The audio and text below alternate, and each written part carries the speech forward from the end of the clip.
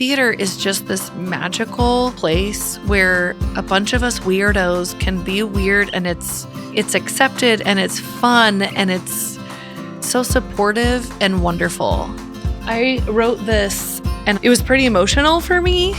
Theater builds confidence, self-esteem, empathy, kindness, respect, self-awareness, teamwork, pride, and humility, and gives one an experience of success unlike any other example I can think of. Kids who could never find a place on a sports team or at a lunch table find a home in theater. It facilitates community and hard work, dedication, and flexibility.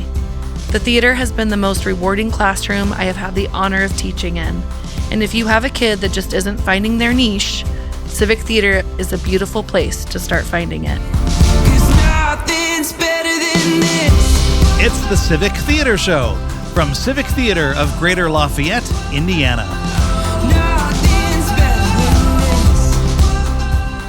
I'm Jono.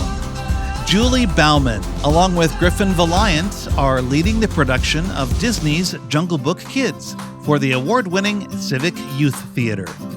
Before joining our theater as Director of Education, Julie started a youth theater program in a library not far from here, basically willing it into existence with $3,000 in donations and a play that she had written to keep expenses manageable. It's just one example of how, for 25 years, Julie has been helping kids find belonging and acceptance through community theater. With Griffin Valiant, here's Julie Baumann. We were just kids, with our hopes, with our dreams, with our faults. Welcome to my story, to the story of my life. So take me, won't you take me back to the start, the train tracks and the sparks. I remember falling in love with the theater, sitting in the Red Barn theater seats with my grandmother. She would take us every year to see the musicals, and I just knew I wanted to be part of that someday. And then my earliest memory of performance was actually in the dance. I took dance lessons from the time I was 4 until I was 12. So my first memory is dancing to Singin' in the Rain in a tiny little raincoat and a little umbrella with whales on it, and yelling at the girl next to me because she went the wrong direction. She is now a very dear friend, but I still feel bad about When that. you're 4 or 5, you were saying, you're going the wrong direction. I was directing, is what I was doing. You were directing it. Of course you were. Yep. Says one of the most experienced directors at Civic Theater. You were directing from age 4. Yeah, exactly. Yep. I've been directing for now 24 years. I just love that. So, okay. Did it bother you at 4 years old that you were, I assume that there was a recital when, you probably, I don't know, how does that work? You rehearse for a month and then they put you in front of your parents and family. Yeah. Then you do your routines that you've learned so far. Yes. Did it bother you that there were people in front of you that you're dancing by? Not at all. You just loved the dance. Yes. And I've always been more comfortable in front of an audience full of people than I am one-on-one. I'm comfortable one-on-one with people, but I really love a crowd. I love That's an awesome. audience. You were a theater person in a way from early on. Yeah. Starting through dance. Yes. I hadn't thought to ask about dance. As an elementary school music teacher, how did you discover that you wanted a career working with kids? Well, I knew, it's funny because when I was in elementary school, I remember sitting in my 5th grade class thinking I would have done that differently. Like whatever lesson was happening, I thought, I feel like there's a better way. You were directing again in a manner of speaking. But my mom was also an elementary teacher. And so I learned a lot of like all of the administrative tasks. I learned how to cut out letters and how to laminate things and setting up her billboards every summer. I got a lot of experience that way and just kind of felt like that was pretty natural. But if I'm being completely honest, I had the absolute best teachers growing up, and they really made me fall in love with school. I love learning. I love school, and I just kind of knew that's where I belonged. I actually went to college to pursue a career in training dolphins and coaching swimming. That's what I was planning to do. But I was really involved with a volunteer organization, several through my college, and just kept ending up back in schools and volunteering. And I'm like, I really think this is probably what I'm supposed to be doing. So it sounds like you've had about 8 different potential careers. So dancer. I was never, teacher, never meant to be a dancer, but I really enjoyed that. Dolphins. What was the other one you just said? Coaching swimming. Swimming. Yes, because I was really more of an athlete through school. I did not do my first show until my freshman year in high school. You just said your first performance was dance. Yes. I thought you were going to say it had to do something with music or acting. Your first performance was high school. Your first acting performance? Yes. My first time, it was in musical theater. It was doing Anything Goes. Okay. And I had always wanted, so I told you I fell in love with the theater from the seats of the Red Barn. And the artistic director at the time was Martin Henderson. He started that whole thing. And he went to the same church I did. And every summer I was like, can you please do a play that has a little girl role so I can be on stage? I mean, that's all I wanted, was just to be on that stage. And it never happened until my sophomore year in college. I got to play in the Pajama Game. I was in a musical then. But I really, for most of my school, high school and middle school and all that, I was really more of an athlete who just dreamt of being on stage but did not have... my small town of Frankfort didn't have a lot of opportunities outside of school, but because I was in sports, it was hard to do both.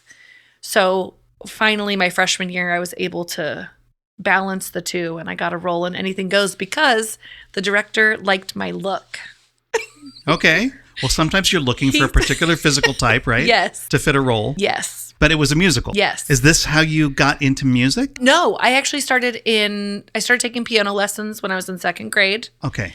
I joined orchestra in 5th grade, and I was in show choir in high school. So I've always loved music. So when did you first realize that you wanted a career that would involve some combination of music, theater, and kids? I think it really kind of came very crystal clear when I was in college. I was, like I said, I was really involved volunteering in different styles of classrooms. The preschool classroom I was working in was really what did it for me. But then through my education classes, I discovered I kept just finding these little connections. And one of them was the dean of the college where I was working. I was babysitting her kids. And the dean's mother taught at the Orchard Day School in Indianapolis, and they have a theater program there. I ended up helping her just choreographing things. And then that turned into helping at something called the Theater School in Crawfordsville. I'm not even sure it's a thing anymore. And that's what led to me writing the play for my 4th grade student teaching classroom that you somehow miraculously found out about. Put a pin in that. We're going to talk about that. Okay. But I was like, this is really what I want to do. I love teaching. I love kids and I love theater. And I was like, wait, I could do all of this. I could do it all at one time.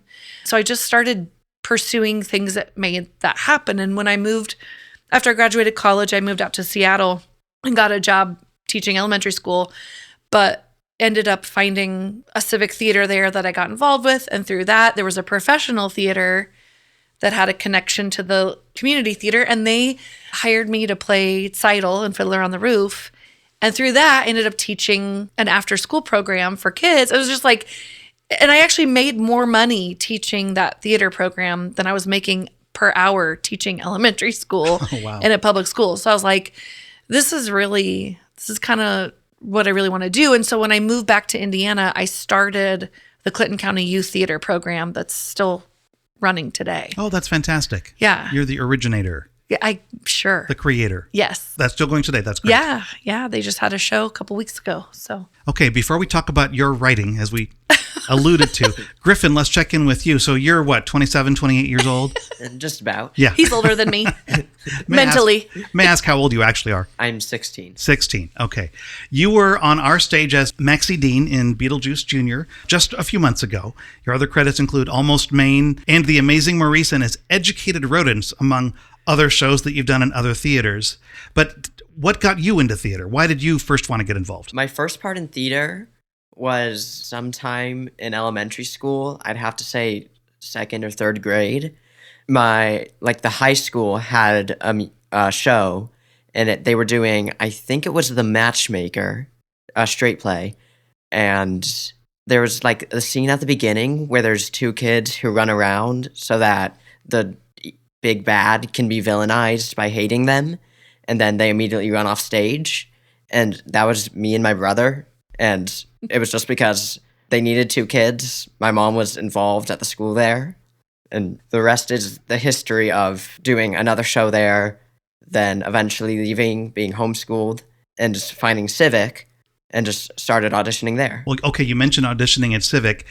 Back in fall of 2023, so 2.5 years ago, you auditioned for what would have been your first show, the show called Airness. What went through your mind when the cast was announced after your first audition, but your name was not on the list? I was definitely sad. It's impossible to not be sad after you don't get cast in a show. But like, there's a silver lining of, I knew that show was definitely casting for older kids, and even now I still have a baby face. So at the very least, there's always something to blame it on, if nothing else. When I auditioned for it, there was the audition workshop before it. And when I went there, like, I immediately clicked with people. I even made someone who I still consider a friend. And they got on the show. And then we both auditioned for Footloose and other shows and Still Talk. And that just happened from Airness and then into every other show. Yeah, so you were sad, of course. What do you think you learned that you would now say to young actors or actor wannabes who are thinking about going to their first auditions? There's a million reasons why you will or will not get cast in a show. Most of them are out of your control. So if you just try your best, go in with a smile, and be ready to not be able to make it in, then you'll get into a show eventually. Mm-hmm. So you've acted in several shows, including, as I mentioned, several shows with our theater. What inspired you this time around for Jungle Book Kids to want to get experience in a behind-the-scenes role, a leadership role as a stage manager? I really admired and respected all of the people on production teams, and all the stage managers. And I always knew, at the very least, I would want to go into doing some tech for some shows. I almost did it for School of Rock until I got cast in The Amazing Maurice. And then over 2 summers ago, I did Annie Kids. I did backstage for that in the tech booth at Delphi Opera House. And then I did Godspell Jr., that Julie directed, and made friends with her. She still talks to my mom, knows my brother, knows me, and she needed a stage manager, and she thought of me.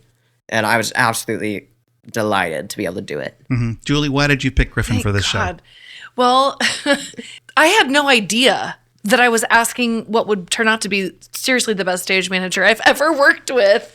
I had 2 people approach me really early on, one right after the season reveal, wanting to be stage manager. I was like, great. And then they ended up moving away. Another person approached me. I was like, that would be great. Please be my stage manager. And then they ended up having a family emergency and had to step away. And so I went to my production team. Micah Davis is my assistant director. And I was like, help me think of people. And she is actually the person that said Griffin's name. And I'm like, that's perfect. Please say yes. And he is so organized. He does all my thinking for me. He's made me a lazy director. And I am grateful. I am so grateful. So third time truly was the charm with the stage manager position here. What has been surprising about the role for you, Griffin, as stage manager? You send so many emails. Just so many emails. Which I used to always do. I've never had a stage manager do that for me. I love you, Griffin. So the administrative stuff is surprising to you? Yeah. Did you expect that the role of stage manager would be more about organizing rehearsals and dealing with things during rehearsals in the rehearsal space or eventually in the theater space? Before this, what I knew a stage manager did was make sure people got to rehearsal and just write down the blocking for the show, and then they would call the show. And that's all I knew. And then I eventually just tried to I essentially copied every stage manager I've seen, the stage manager for Beetlejuice. I was like, I'm going to do what they did. And hopefully that's good enough. Yes. Well, thank you to that. Who stage managed Beetlejuice? That was Jackson Phillips. All right. Nice job, Jackson Phillips. Yes, because indeed. you were a good mentor for my stage manager. Griffin, you mentioned your brother and your mom. They're both involved in Civic as well. So it's kind of a family thing for you. Yeah. When I started to be homeschooled, Like, I always knew I wanted to do theater. I did a theater class in 8th grade, which was the last year before I started homeschooling. And that's when my mom found Civic, and I auditioned for Ernest first. And then I went and watched it with my mom. And Owen had done theater before, not at Civic, but my mom was like, Owen would love this. And then the next show after Ernest was Footloose Jr., and we both auditioned. We both got in. And, like, at one point, we ended up getting more parts because someone left, which it was kind of a coincidence that we both were in a position to get more parts. But we learned a lot. It was so fun. Then we just did more shows. We did Godspell. We both did Godspell with Julie, where my mom, like, she kind of helped with costuming at one point. She was amazing.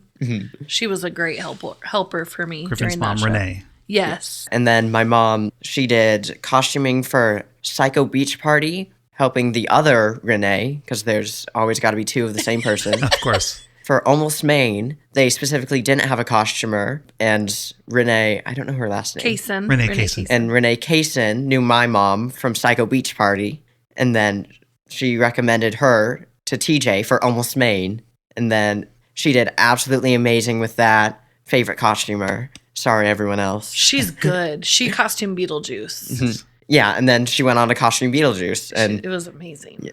and I know Benji loves her too. Yeah. Well, we build a family here. You literally have a family in the theater, and then people who aren't our blood relatives, we build family true. through Civic, through being in the cast, being in the crew, and developing friendships through that. You have to have seen this 100 times with casts of all ages over your many years, Julie, about kids meeting in Civic who may not have met each other in school if they're from different parts of town, and build friendships and relationships. Yes. It is a beautiful thing. I love it. Okay, so we alluded to this a minute or three ago, but I like to do some background before, even though I know you both from being in the theater. This is the first time you've been on the podcast, so I'd like to do some background reading, and you can find things online when you go searching, right? So I discovered that you're a playwright, but it started in college. So can you take us back to 2001?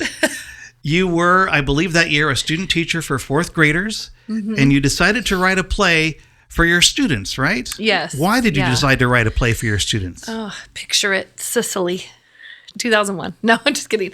So I, like I said, in college kind of solidified this idea of doing youth theater. That's when I learned it was a thing. And so I just thought, the only places at that time in 2001 that offered a program for youth theater studies, I guess, was the University of Arizona and the University of Hawaii. Well, the only rule my parents gave me was you have to stay in state. So, and I had already started, I was at DePauw in Greencastle, and I'd already started school and everything. So I was just like, well, if I want to make this happen, I just have to figure out how to make it happen. So I couldn't find a play that was relevant to anything we were talking about in our classroom. And of course, as a teacher, you want anything extra you're bringing in has to be linked to the curriculum, or you're going to get a giant red X. Nobody's going to let you do it, right? So they were doing these biography projects, and I thought, well, maybe I could just start there. And I love time travel. And my mom, like I said, my mom was a fourth grade teacher. So she actually gave me the idea. She's like, do you know who Nellie Bly is? And I did not, but she was actually one of the first feminists. She was the first female journalist to ever write in a publicly publicized format. She had read Around the World in 40 Days and wanted to see if it could be done. So she actually traveled around the world. I think ended up being 80 days or something. But anyway, I wrote a play about a young girl who had to write a paper about Nellie Bly and knew nothing about her. And she and her friends end up traveling back in time and meeting her. And then they go on a little adventure with her. And what's really crazy is that the little girl who played Nellie Bly teaches dance at Studio B here in Lafayette. So I see her pretty regularly still. So it's just kind of funny how that came back around. But Did you write a role in the play for all of the students in that fourth grade class? yeah, yes. I mean, I couldn't tell you what all they did, but some kids, so I do remember one particular student who was like, I want nothing to do with that, but he was a really great artist. So he and a couple other kids did all our backdrops. So that was a fun way to incorporate the entire class into this big project. And I remember we put it on for almost the entire school. I don't think we might have not done K and 1, but I think 2nd through 5th grade, we like took it to different rooms and yeah. How did your mentor teacher react to the idea when you said, yeah, I want to write a play for these kids? She was so supportive and wonderful, as a great mentor teacher would be. She also probably was thinking at the back of her head, do it now, because when you actually get a teaching job, you will never have time to do things like this.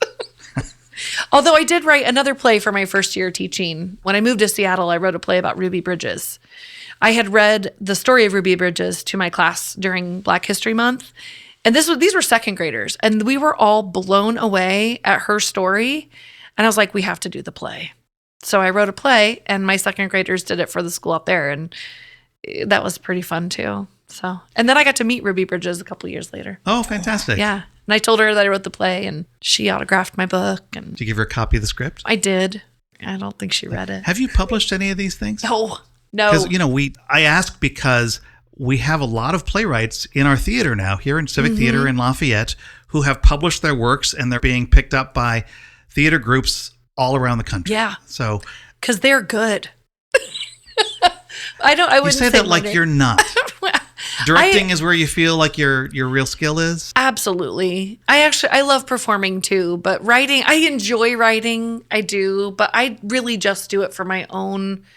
Like I did a couple 10-minute play fests. I did do musicals for those, but they're just parodies, which now AI can do. So that's like not even a skill anymore. Yeah. So maybe, I guess, instead of playwright, you've channeled that energy. You've taught a million classes for just kids. about, theater roughly. classes Feels and like music it. classes and workshops and so forth. Yeah. Is that where you kind of channel that creative energy to create something new? Yes, now? I really like writing lesson plans. I know that sounds so nerdy, but I like getting creative with how I'm presenting the information. Okay. So that's where my creative outlet goes for writing. Okay.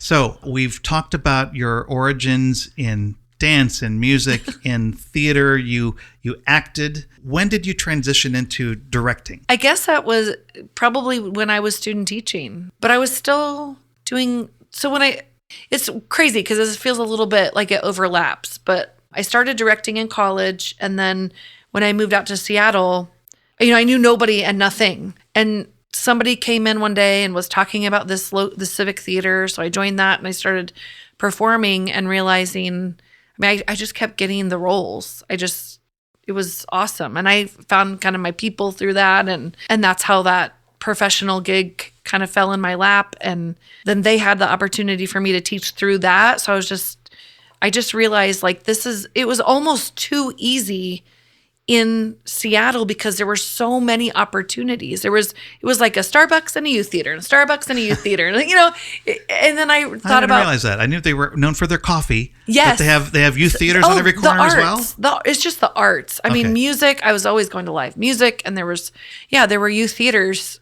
everywhere. It felt like. I was looking for them, so of course I would see them. And it just kind of made me sad for my little hometown in Frankfurt. Like there was nothing like this.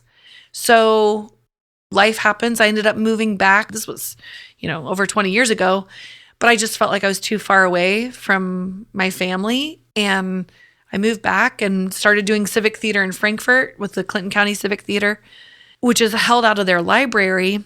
And the library director at the time was Bill Cadell, and he was very much a patron of the arts and wanted to just make that theater do as much as he could make happen in that theater space, and asked me if I might be interested in doing something. I don't know how, somebody must have said something to him, because I was like, why are you reading my thoughts? I had been talking about this idea of a youth theater program, but just wasn't super sure where or how to start. And I went to Martin Henderson, my high school speech teacher and the artistic director at the Red Barn, and said, what do I do to get this started? And I remember it like it was yesterday. I was sitting on his front porch and he said, just do it. And I'm like, what? It's not a Nike commercial. What do you mean, just do it? Like, what degree do I need? Do I need to get my master's? Where do I go? He was like, just do it. And I realized, I'm like, I need to stop thinking about it and just start. And so I did. I just got on the phone and started calling people and saying, I really want this to happen. Would you be willing to contribute? And I raised about $3,000 in about 8 days. Oh, that's awesome. And here we are. Yes. Yeah. I mean, people donated anywhere from $10 to $400. And that was my seed money. And I started, the first show we did was the story of Ruby Bridges, the one that I wrote. Because I was like, hey, it's royalty free. I already wrote it. Yes, a way to keep expenses down for a new program. Exactly. And then we started doing more musicals. And so I did a play and a musical every year. Okay. Out of the library. Now, you said that earlier in your experience, you did a lot of acting. Is that right? Yeah. Yes. Like my high school and college years, I did. And then, like I said, when I moved out to Seattle, I was doing almost every civic show and then came back to Clinton County and did several there. And, okay. Yeah. Well, the reason I wanted to ask about your acting is I've known you here at our theater as our former youth director and still an active director of youth programs. But at the beginning of this season for us, we're recording this about 2/3 of the way through our 2025-2026 season. After serving exclusively as a director for many of our civic youth theater productions, you got back on stage as Truvy Jones in Steel Magnolias. Magnificent performance. The entire cast was awesome. But why did you want to get back on stage? Well, I mean, it's addicting. Yeah. I love performing. And when I was working as the director of education for civic theater, which is like the best job ever, there wasn't time to perform. There just was no time for me to do that. And so I never even, I did some staged readings, I think, here and there, but it's a lot. And so I just was finally in a position where I could. And about 20 years ago, when I first moved back to Frankfurt, I played Shelby in Steel Magnolias, and I love the script. And of course, I love the movie, Yes. As a kid, I love the movie. And I have Malin, and I was actually going for the role of Malin, but Weezer is my dream role. That's the role I really want to have someday. So you've been in 2 productions of Steel. So I have. So now, maybe when it comes another around, 20 years, maybe we've done the show. Our theater's done it 3 times. And so maybe in another 15 years, we'll do it a 4th time. Maybe. Then you could be a young Weezer 15 years from now. I would love it. Griffin, do you have a dream role? Since we're talking about acting right now, and you're stage managing for this show, but I suspect you're going to want to be on stage again. Do you have a dream role? I could answer that in many different ways. One role that I really love is Paul Matthews from The Guy Who Didn't Like Musicals. Like, think through every musical I've ever known. One really specific one it's from Legally Blonde, Professor Hannigan. It's the big professor who's really old. So, in 15 years when they do Legally Blonde. You're 16 and you want to play the really old professor. Yeah. Why? It's not a morally good character. Yeah. I just think it'd be really fun to play. Okay. Oh, you want to play a bad guy, kind of. Griffin, let's talk about Disney's Jungle Book Kids. It's the current production. You're the stage manager. Julie's directing, as we've talked about. How many actors are in this cast? It's 25. 25. They're doing so amazing. They're doing much better than I did it when I was their age. Yeah, you think? Why is that? They're a lot less afraid to be themselves, I'd say. They're very much putting themselves out there a lot more. They're having fun. They're acting. They're being a lot more well-behaved than I was. I can't imagine that. What's been your favorite part about this show so far? It's seeing the kids just do the choreography. Favorite one is, I think, Call the Snake. One I didn't choreograph. The cast in that song is just absolutely amazing. There's so much emotion. They're getting better every time. And I just love it so much. Mm-hmm. Yeah. This is a musical. So that's not easy. Are you doing mostly musicals or is it a blend? You're doing mostly musicals. Yeah, I like to act in plays because even though I love being a chorus girl in a musical, I lose my voice every time. It's just not. It's very frustrating, especially teaching music now. Yeah. But I only direct musicals now because it's all I have the attention span for. With directing mostly musicals and you're a director of youth theater shows, it strikes me as a huge job. It strikes me as challenging because you've got, well, they're kids, right? They're not necessarily experienced in theater, although some kids are, like Griffin. But having to learn not only your lines and your blocking, but you've got to learn music and choreography as well. Yeah. That's huge. It's a lot. I mean, we spent our first music rehearsal teaching them how to find measure. Like not everybody even knows how to read music on a page to know, like when we say turn to page 45 and look at measure 36, they're like, what? Huh? Yeah. So we spend some time doing that. But this group, and really honestly, every youth theater group that I've directed has just been so whip smart. I mean, they pick up on things so quickly, and they're learning that choreography. Like usually I'll teach it and then I have to continue doing it over and over. It's actually best now if I just don't. Like I'll teach it and then I just sit back because they know it better than I do. And then I can just like really look for things to actually direct. But yeah, it's a lot, but it's also, they make it easy. And in a lot of ways, easier than it is with adults, because adults are already trained to be a certain way. But kids are just so much more open and so less inhibited that I've always just preferred directing and working with youth. And they don't take a direction as an insult to whatever they're already doing. It's just, this is somebody telling me how to do what I'm doing, and I'm going to do that now. Whereas as an adult, your ego gets in the way. And I know I can say this as an adult who has gotten direction from a director where you're like, well, what am I doing wrong? Why don't you like what I'm doing? What is it about me that you hate? And why are you so mean? And that's not what's happening. Yeah. But kids just have such a more innocent and just lovely way that they're coming into that experience that makes it a lot easier as a director to really mold the characters that you want to see. Yeah. Do you have a sense, Julie, when we finish this production, Disney's Jungle Book Kids, when you're looking back 6 months or a year from now, do you have a sense of what is going to be the most memorable thing about this production? Ooh, that's a really good question. I don't know if it's because he's sitting right next to me, but to be completely honest, my biggest takeaway right now is how grateful I am to have a stage manager that understands the role of a stage manager better than I even do.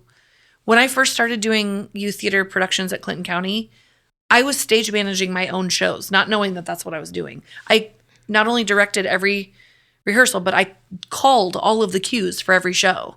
Like that's what I did. That's what I thought a director was supposed to do.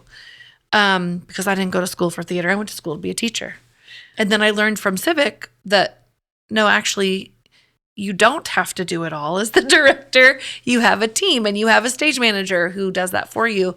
And I've always worked with wonderful stage managers, but I've always wanted it to be a youth so that they can learn it young and then, totally crush it as they continue to grow. And I haven't been able to teach them because, again, I don't know or understand that role as much as an experienced stage manager does. And Griffin has been teaching me about what a stage manager can do. And I'm like blown away. Good on you, Griffin. That is awesome. Set the bar far too high for anyone else. I'm not working with anybody else from now on, except that you don't like my choreography. So I'll have to find a choreographer next time. Well, maybe you should take that on next time. Oh. Yeah, there you go. I'd love to say shout out to Allie and Monica and Micah. They're all doing absolutely amazing on the team. Carol was already mentioned. Yeah. Allie, I think it's her first time costuming for a show. Phenomenal. She's so talented. She's our next up and coming costumer. I'm telling you that right now. She's really incredible. Isn't it nice to have more and more up and comings? Yes. All of the facets of our theater. I love it. And I will say this cast is so incredible. We had 70 kids audition for this show. And the absolute hardest, worst part of directing any show is telling somebody they can't do it when all you want as a director is to see people shine. And I know it's hard to get that rejection. And I would say, if anybody's listening that has gotten that before, welcome to theater. It's a lot more rejection than acceptance. But if you truly love it, you'll find where to get involved. You'll find your way and just keep doing it. Just keep trying. But we have the most perfect principals cast in this show. Our Mowgli, our Bagheera, our Baloo the bear, Shere Khan the tiger, who I think John O'Malley might know. Yes, I do. That's my niece in her first show. Yes, King Louie. Shanti, Ellie Bozier, who played Gollum in the last youth production. You're going to see her in a totally different light in this one. Just really incredibly talented, smart, good kids in these principal roles that then this great ensemble just, brings to life. It's a really sweet show. Julie, I want to ask you this. About 2.5 years ago, as Civic Youth Theater's production of Beauty and the Beast was wrapping up, you wrote something that touched a lot of people, myself included. The social media post was shared so many times that I suspect thousands of people read what you wrote. It was a reflection on why participating in theater can have a profound, positive impact, especially on kids. Mm-hmm. You probably remember this. I do. Can I ask you to read this to us? Would that be okay? I would love that. Okay. I wrote this at the conclusion of my 8.5 years as the Civic Youth Director of Education and Outreach. And it was pretty emotional for me, but I also knew I would never leave Civic. I just was going to be doing it in a different capacity. So I'm really grateful that I get to continue to direct. But I said, if you're not sure about how theater can impact a child's development, here are some actual examples I have seen. Number 1, several months ago, a 15-year-old sat across from me and told me they wanted to be a voice actor. At the time, I couldn't get her to read from a monologue because it made her feel, quote, weird. She went on to play Iago in Aladdin, Pugsley in Addams Family, and this weekend, she crushed the role of LeFou, the goofiest, weirdest role of the show. Number 2, in 2017, a little girl cried through an audition for Lion King because she was so scared. This weekend, she owned the role of Belle and took care to make sure every little girl in that audience got a picture with her. Number 3, in 2015, I directed a goofy little boy who, though phenomenal on stage, couldn't keep track of his belongings to save his life. Tonight, he performed in his final Civic Youth Theater show and led our cast with respect, responsibility, and integrity, and always knew where his things were. Theater builds confidence, self-esteem, empathy, kindness, respect, self-awareness, teamwork, pride, and humility, and gives one an experience of success unlike any other example I can think of. Kids who could never find a place on a sports team or at a lunch table find a home in theater. It facilitates community and hard work, dedication, and flexibility. The theater has been the most rewarding classroom I have had the honor of teaching in, and if you have a kid that just isn't finding their niche, Civic Theater of Greater Lafayette is a beautiful place to start finding it. I love that so much. Thank you. When I first read that, I know it touched a lot of people. Was that your sense that a lot of people really reacted to it? I had a lot of feedback, and a lot of it too was a lot of people just responding about their own personal experience working together. I've been directing youth theater since my early 20s, so truthfully, 25 years or so. And I've seen children grow into adults who are, now I'm directing their children, which is crazy. But it truly is. I've worked with church youth groups and I've been working in schools for, over 20 years. But the theater is just this magical, wonderful place where a bunch of us weirdos can be weird, and it's accepted, and it's fun, and I don't know, it's so supportive and wonderful. So your essay affected me. I remember reading it for the first time, and I've tried to figure out in the 2.5 years since you wrote that why it affected me so much. I just saw those words of yours and I thought, I wish that I could have read words like that, or I wish that today more parents could read words like that and say, I think I recognize one of my kids in this. Maybe I should give my kids some opportunities in theater and see if they like it, and find a place that they can discover who they are, who they want to be. Yeah. The confidence that comes from that realization that oh, these things that I'm getting made fun of are actually what make me pretty awesome. This is what makes me who I am. And it truly, like, being part of a show always breathes life into whatever dreary February of life is happening, like I love being part of a show because it has its own, the friendships, the people, the combination of the people, and even just with Jungle Book, I have all these, like, Carol Smith is one of my friends from One Size Fits All, and she was like, what, I want to be part of this. How do I be part of it? So she has come to every single rehearsal. She is not getting paid, but she will do any and everything that is asked for her. She's at the theater right now helping build the set.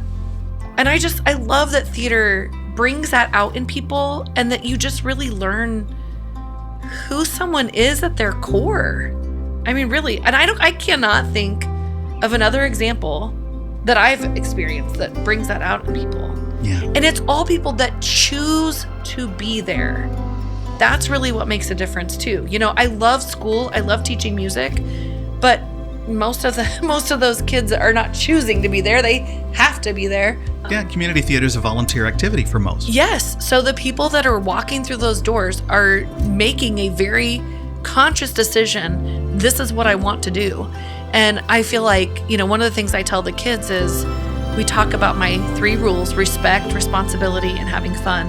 And I talk about respecting the space we're in, respecting the people around us, but also respecting yourself enough to get the most out of that experience that you can. Don't just show up and give 100% every time and just see what happens.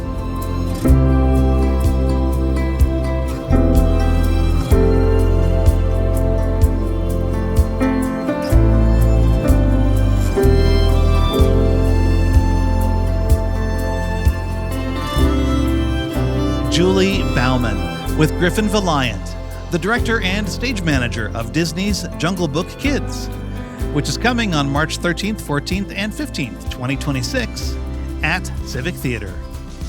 On our next episode, meet the cast of Jungle Book Kids. Music for this podcast is licensed by Audio. That's AUDIIO.com. Hey, would you please do us a favor? Tell your friends about the Civic Theater Show on your social media, and leave us a good review on Apple Podcasts or Spotify. I'm John O. We appreciate you for spending time with us today. Thanks. The Civic Theater Show is presented by Civic Theater of Greater Lafayette, Indiana. See yourself here.